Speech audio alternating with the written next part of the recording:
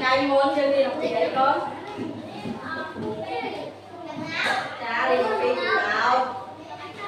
Nào ai biết con nộp bao này vậy? Cha nộp bao. Lớn ra cô. Ôi đi dương mình đi. Đi. Cái điện khỏe. Cha bán cũng nộp đấy con. Ủa. Cha chơi cái nó chơi gì đồng gì đấy? Ủa. Cha ủa ai biết? Quá có bài. Cha. Đi đi tí. Đi đi đó. Ôi.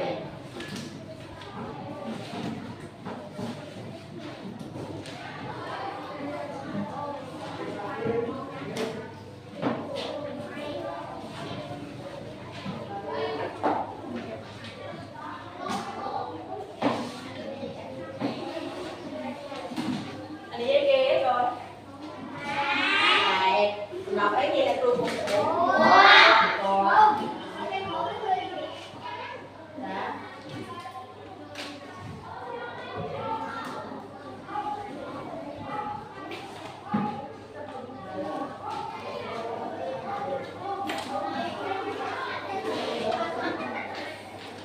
qua đi bạn thôi.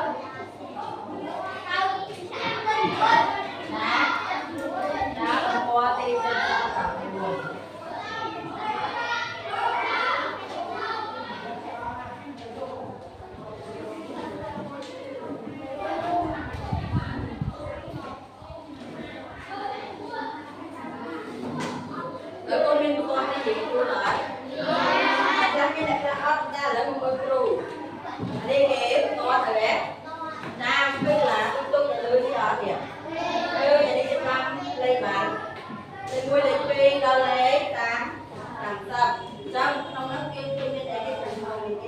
Hãy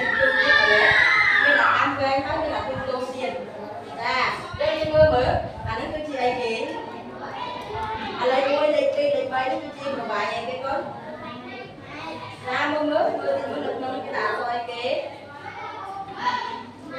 này cái gì mà nó cái đá xong tí này chấm chứ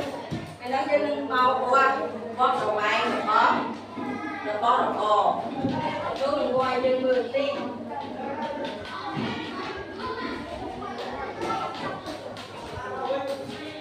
điệp vì không quá đi tặng bình vào trên báo qua tới qua đăng đi thì nó đi xong từ bên tí như vậy nó còn quay son tí này nè nó dân trong đất tiếng canh con gì máy cái tiếng này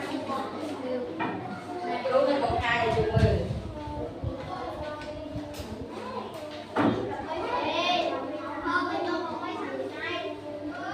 đừng đặt tiền tích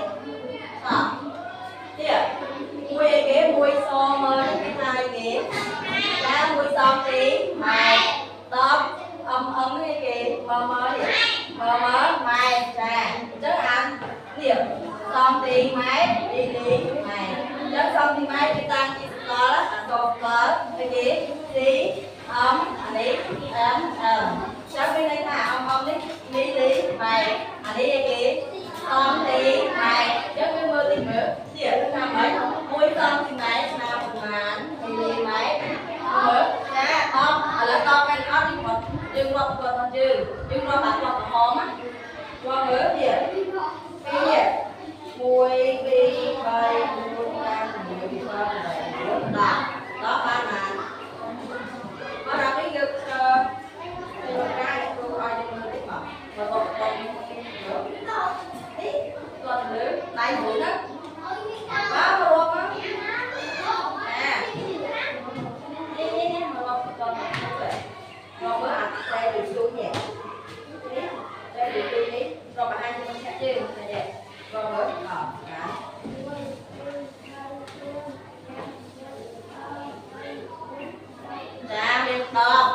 mình đo cái tiếp câu điểm tôi nhỉ đo cái con đo cái đi máy ra lên phần màn đấy đã biết cái vào này vào phần này đo cái đi máy ra phần màn xong phần máy ra hai mình mũi xong tí hai còn cái đo cái đó một lần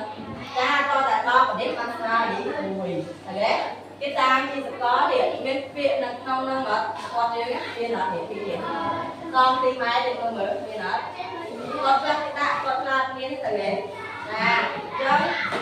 nhưng chẳng tới 10 cm mà nên đo bì lý phải đo con tôi cho lại đi xong đã xong thì mẹ ở đặt luôn mua thì người tiên điện ở đây có cái bán được ra đặt điện rồi còn áo quần chứ có tao xong bì để sâu tới á giống như ngon dạ có đi làm đâu của anh ở đây điện càng điện tới ra còn lại càng hay là tôi hai mình sẽ dùng chiếc ở đầu đi làm mà rồi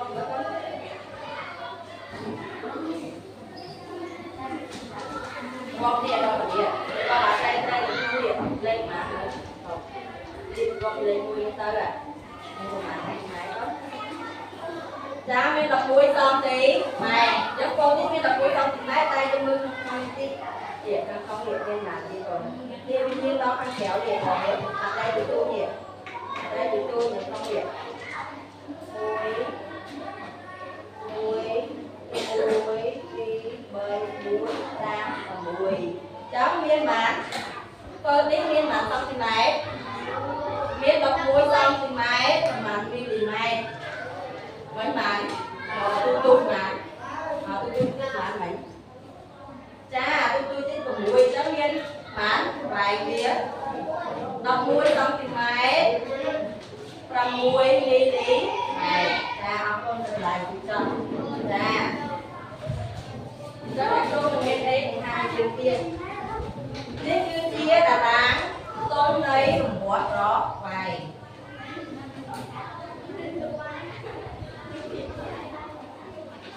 lớn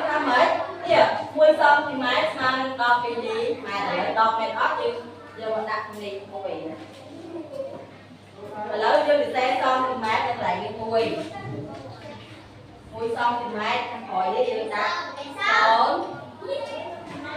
mà dạ chứ bên đây ta 10 cm đi học mà mm một cái máu dạ học chứ có đây phụ ra mi cm mà phần mà dạ bọc thầy dạ biết ra nó bọc thầy đi liền mày mà để cm thôi mà đi cm bọc thầy đi liền mày đây 10 cm mà một đọc đi liền mày chớ camera trực tiếp cho một thầy bởi cái mạnh làm chớ lợi đặt luôn đừng có hai chân với hai đặt luôn chúng ta để luôn bọc vào đây với chồng chớ ra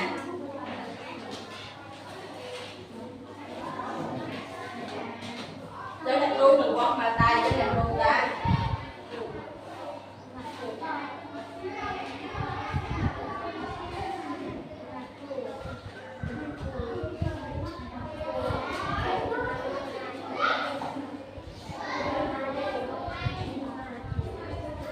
bạn mà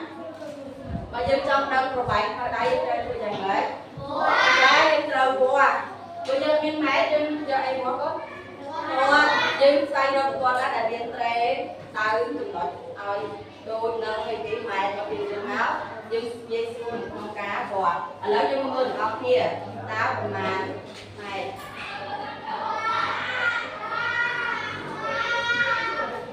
bán không không bớt tạo cái sơn áo rồi mình học được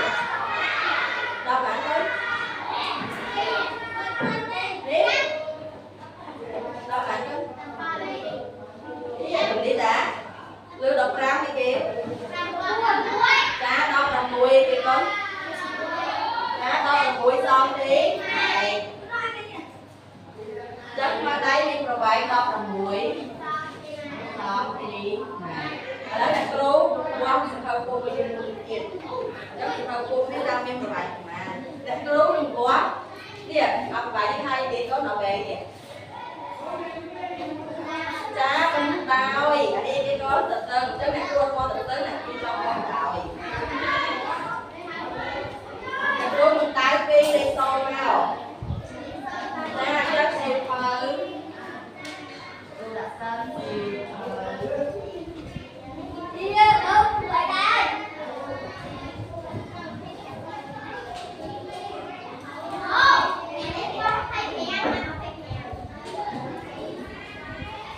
còn mà nước mưa khóc kia ăn cơm ra một cây ra mấy kì đấy mình cây ra đi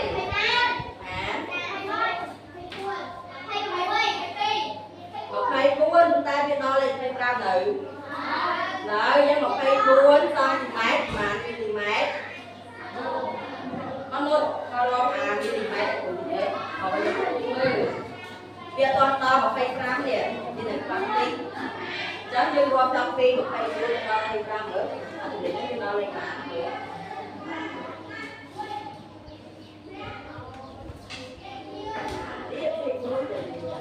ở đây là tôi làm thì đây là đã chứ thôi hỏi nhìn một bài của bạn có một cây cuốn xong thì máy mà mini máy ăn tôi cha một cây mini hai giờ to mà một cây trăm con mẹ tôi đấy cha chấm tâm học lên được lại cha chấm sụp hơi nhìn rồi vậy một cây cuốn xong thì máy mà vậy làm mấy đã làm mấy đi này mini này lấy lên trên qua thì nữ vô ta cái tết ra vô ta cái cao quá đó vậy cha lấy lên luôn đây đây dùng nuôi đi ca con chứ tê đi ca tôi đừng làm em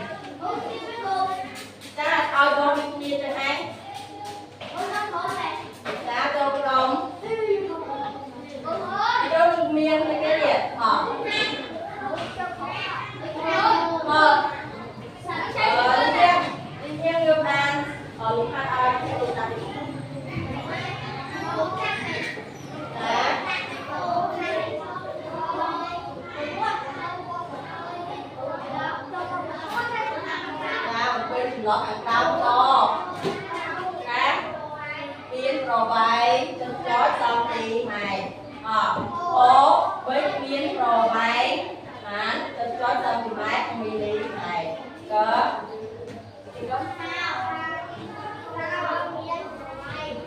biến pro bay chân chói xong thì mày không bị lý mày khó thì có đấy chắc tôi hỏi dân cư mà chúng hát cha buồn hát bên đây đi là cha làm giọng ấy tới thì cái tiếng sao thì cái cha con này lớn chúng ta tăng trong rong đến trong thì muối trong thì khí trong thì bấy trong thì bùa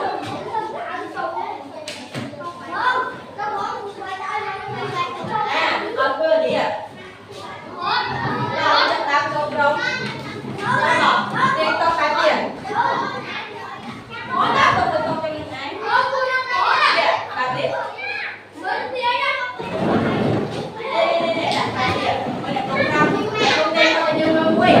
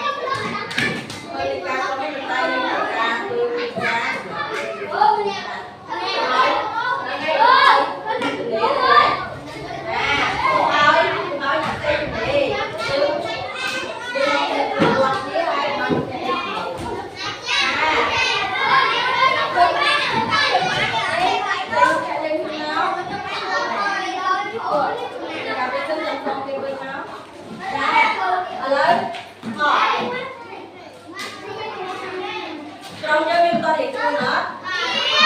mình con thì con lớn của con đây là con đeo con với con sao con này lại nuôi cha đặt mua đưa mình con má đặt con bỏ cha ở đây cha là con chạy con nhiều qua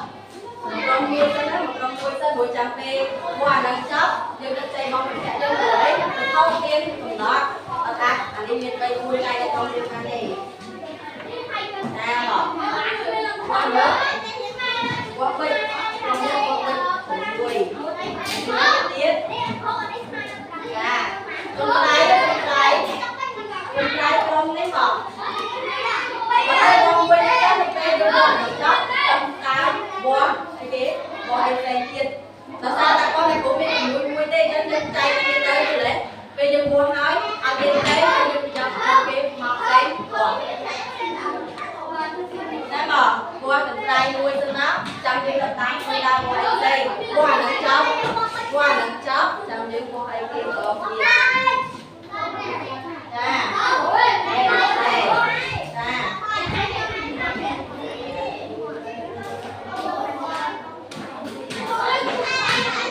đây là máu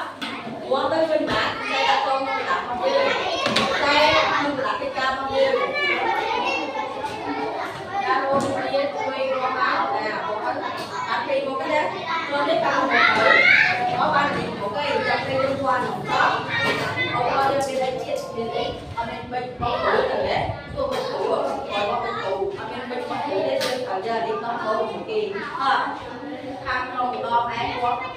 lo ăn cho mình mà rồi lại không gì trên đây nữa tôi ra bên trung ngày của bên làm trong đây bao nhiêu đó đâu nhiều chưa đi trung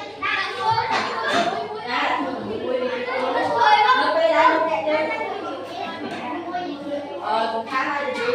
con đi con tới đó qua đi lên cô nó quên mà lại là cho mình lại một chân một ao thế thì đây là ăn rồi đây ai ai đây trẻ qua bữa nhưng mà qua bữa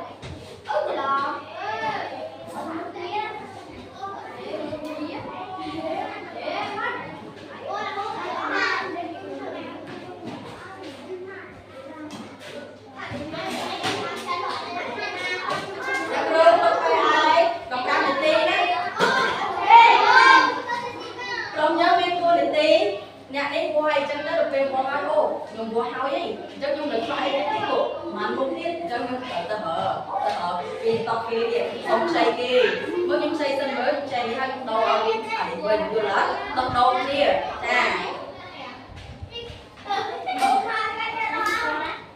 những chân kia tao bóp đầu kia ta bữa kia nó áo với áo nhưng con kia bên tới được nhá lớn dân thời là trang trai thầm lệ như tụi mình màu đặc biệt ở kiểm tra còn những cái văn hóa học gì ta luôn nên tụi nó phê đọc đi đọc răng cho ai đọc răng gì chứ lâu giờ ngoài biết ra với ta cũng đây xong trong năm đi ra sạch sọ cha mình ra sạch sọ mất trong năm mình bế trong năm mình sao trong năm mình tay có đi mua đến thời đấy mình đi mua thôi dừng tung ở kia qua không đó dừng cho nó học đây qua đồ qua mới khi mà dừng qua tại miền tây này có đi miền này miền vải miền này nhá có đi kia dừng qua có này đi dạ xong hai đó vui một cái ban đầu như này còn làm gì đâu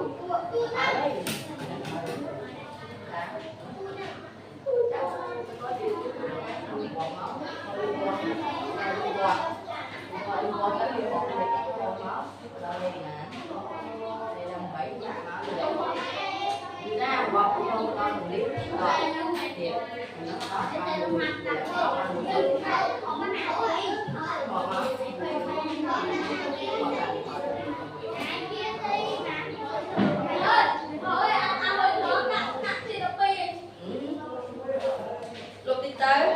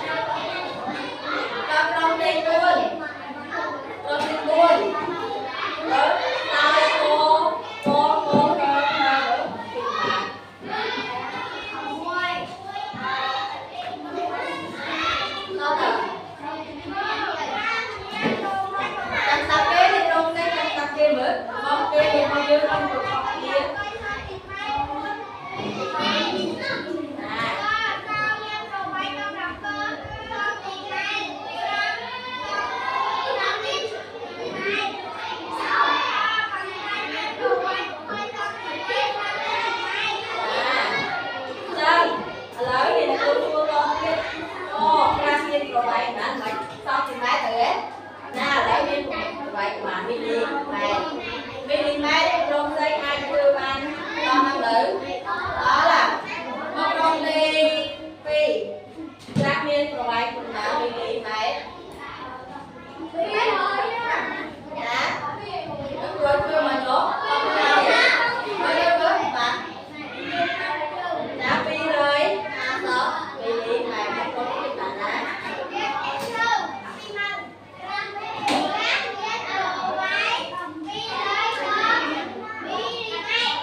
rồi đâu đi đi này có rong mở trên răng lên của bài này kia khổ mẹ cái của bài mà đi đi mẹ cơ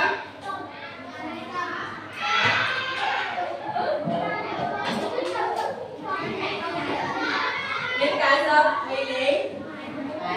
này cho cô nhân tôi đặt cô tra học đi trên con nữ trang ngay khỏi nè con kia là ra đào một cái con kia đi con đi miên một học bên xe con đi miên một học xe đó là thế con kia đó là cái cục của con này đôi khi con miên sao rồi vậy sao miên là sao là như học miên không có tên miên là vui trái tim tôi cục rồi chắc là cũng trong năm tháng sao đi con thì vui là vui nó quá ba phải đừng bị ăn lỡ học trong một con sao thì cái bạn đó sao thì cái bạn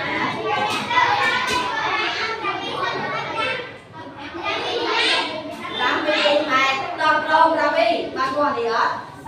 Ba con mới mấy cái sai, bao nhiêu đây nhỉ?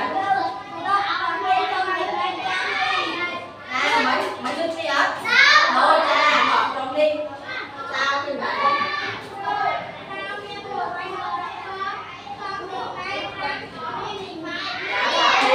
Đi học rong luôn các bạn đó.